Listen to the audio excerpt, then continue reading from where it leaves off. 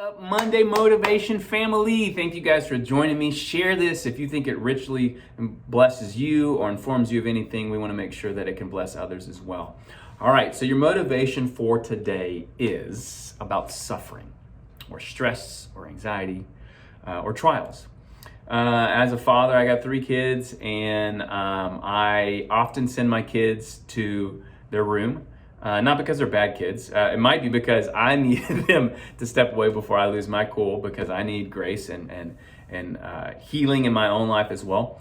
But oftentimes when I send them to the room, I want them to go and reflect, right? I want them to know what they did wrong, why they did it wrong, what's a better decision, right? But the reality is I'm not too far away from them. I don't want them to be away from the family. I just want them to stop and realize what they were doing was disconnecting them from the family.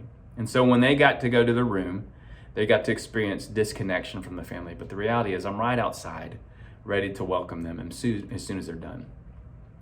So why does that have anything to do with us suffering? Okay, so maybe my kids think that my discipline for them going to the room is suffering. Maybe they think it's stressful. Maybe they think it's a trial. I don't know how they see it. Maybe they'll tell me when they get older.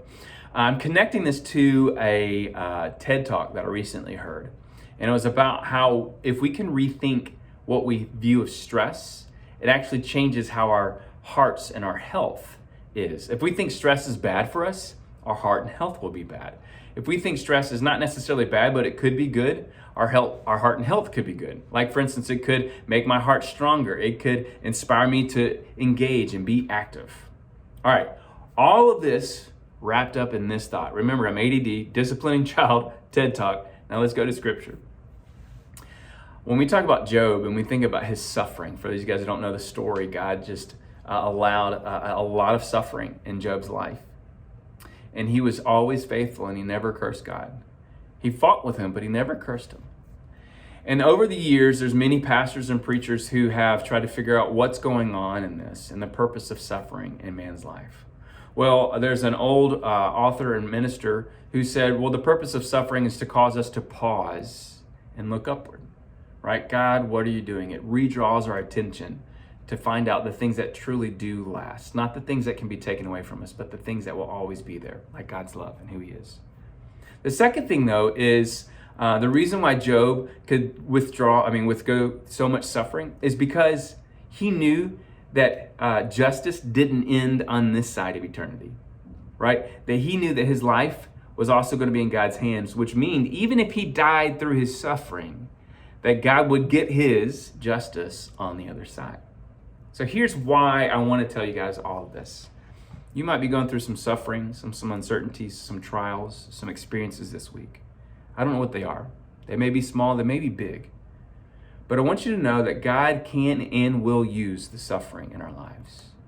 He may use it for you to kind of go, why? And search for answers, maybe in someone who cares for you, maybe to look upwards and go, God, what is it really important in my life through this suffering? He may be trying to tell you, look, if this life might not be great, but I've got a full life ready for you. So at the end of this world, there's going to be a better time for you, and your justice will be on this side. I'll take care of it. It will not come with you. But lastly, like my kid being thrown into their room for disciplining, I want you to know this. Whatever you're suffering through, whatever your trial is, God is near. He is.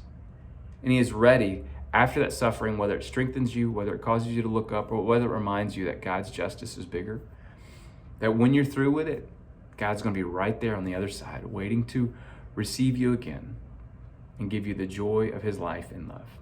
I hope that encourages you guys.